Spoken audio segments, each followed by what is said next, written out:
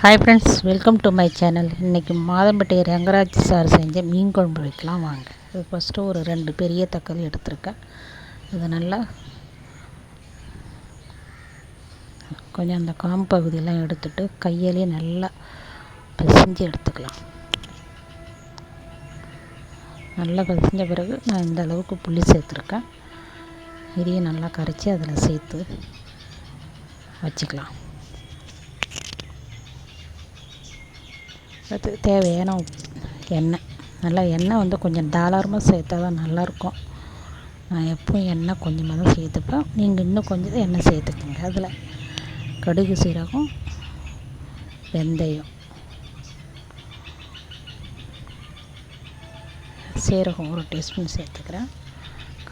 வரமிளகா 2, பச்சை மிளகா அது 2 3 சேர்த்துக்கலாம். அடுத்தது கருவேப்பிலை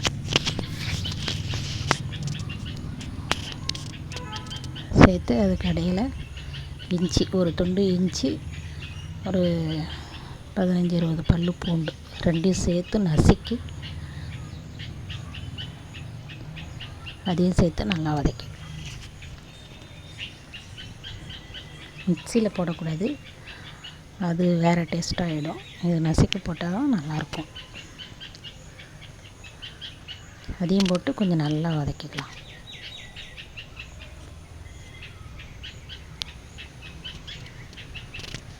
நல்லா வதங்கின பிறகு மஞ்சள் பொடி ஒரு 1/2 டீஸ்பூன், தனியா பொடி, வரமிளகா பொடி சேர்த்து நான் குழம்பு பொடி சேர்த்துருக்கேன். நான் வெங்காயம் சேர்த்து நல்லா வதக்கிக்கலாம். நான் எண்ணெய் கொஞ்சம் நிறைய சேர்த்தா தான் வெங்காயம் நல்லா வதங்கி வரும். எண்ணெய் சேர்த்துக்கலாம். நான் தண்ணி சேர்த்து கொஞ்சம் நல்லா வதக்கிக்கிட்டேன். நல்லா பச்சை வாசனை போகிற வரைக்கும் நல்லா வதக்கணும். வதங்கின பிறகு கரைச்சி வச்ச தக்காளி, புளி 2 சேர்த்து நல்லா கொதிக்க விடலாம். நல்லா அதுக்கு பச்சை வாசனைலாம் போன பிறகு தண்ணி, தேவையான தண்ணி, உப்பு சேர்த்து நல்லா குழம்ப சுண்டி வர அளவுக்கு நல்லா கொதிக்கணும். அப்போ தான் நல்லாயிருக்கும். நல்லா குழம்பு நல்லா சுண்டி வந்த பிறகு மீன் சேர்த்து அது நல்லா கொதி வந்த பிறகு சிம்மில் வச்சு 10 நிமிஷம் வேக விட்டு எடுத்தால் சூப்பரான மீன் குழம்பு ரெடி. வாங்க சாப்பிட்லாம். பாய்.